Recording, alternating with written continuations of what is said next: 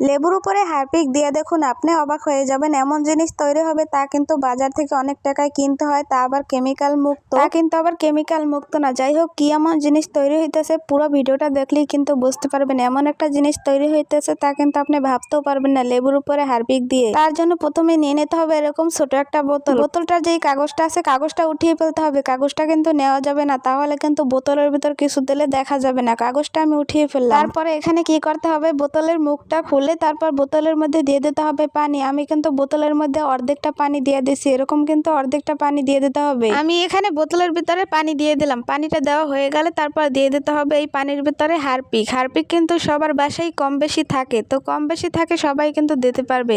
আর এই জিনিসটা এমন জিনিস তৈরি হইতেছে সবই কিন্তু বাসায় থাকে, সবার বাসায় কিন্তু প্রয়োজনের কাজে জিনিস দিয়ে এটা বানানো হইতেছে। যাই হোক, তারপরে পানির ভিতরে 5-6 ফোঁটা হারপিক দিয়ে তারপর আমি বোতলের মুখটা ভালো করে আটকে দিব। আটকানোর পরে কিছুক্ষণ এটা ঝাঁকড়ে নিতে হবে। যখনই বোতলটা ঝাঁকড়ে নেবেন তখন কিন্তু একটা ফেনা বের হবে। দেখতে পাইতেছেন কত সুন্দর ফেনা বের হয়েছে। তারপরে বোতলের মুখটা খুলে রাখলাম। এই পাশে লাগবে আমার লেবু, তো আমি 1 পিস লেবুর অর্ধেকটা নিয়ে নিছি। এখন লেবুর ভিতরে একটু হারপিক মিশিয়ে কিছুক্ষণ রাখলে কিন্তু বেশি ভালো হতো। তো কিছুক্ষণ রাখার পরে এখন দিয়ে দিতে হবে বোতলের মধ্যে লেবুর রসটা সব দিয়ে দিতে হবে। আমি যে একটা লেবু থেকে অর্ধেক লেবুটা নিছি, অর্ধেক লেবুটা পুরা মানে রসটা দিয়ে দিতে হবে বোতলের ভিতরে। তারপর দিয়ে দিতে হবে লবণ।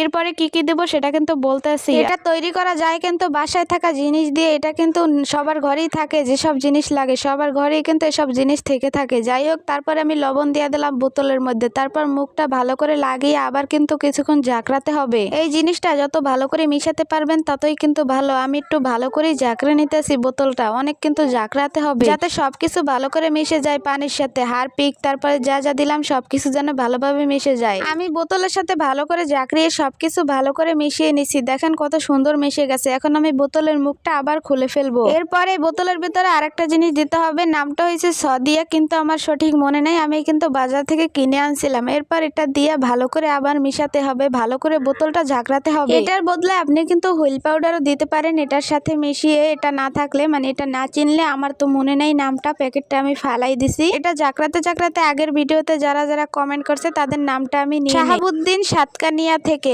মুসলিম ভাই জামালপুর থেকে, কামাল হোসাইন দিনাজপুর থেকে, মারুফ নৌসেন্দি থেকে, রবিউল ইসলাম যশোর থেকে, মুস্তাফা নীলফামারী থেকে, রাজু আহমেদ সিলেট থেকে, সুমাইয়া লামহন থেকে, নূর আলম ঢাকা থেকে। সবাইকে অনেক অনেক ধন্যবাদ। এই তো আমার পুরোপুরি জিনিসটা তৈরি হয়ে গেছে। এখন লাগবে একটা স্প্রে মেশিন। এটা কিন্তু বাজারে কিনতে পাওয়া যায়, 20 টাকা বা 30 টাকা 40 টাকা নিবে। এটা কিন্তু বোতলের ভিতরে দিয়ে ভালো করে আটকে দিতে হবে। জিনিস তৈরি হয়ে গেল সেটা বলতেছি। এটা কিন্তু যে কোনো জায়গায় দিলে, যে কোনো পোকামাকড়, বর্ষাকালে কিন্তু পোকামাকড় জীবাণু হয়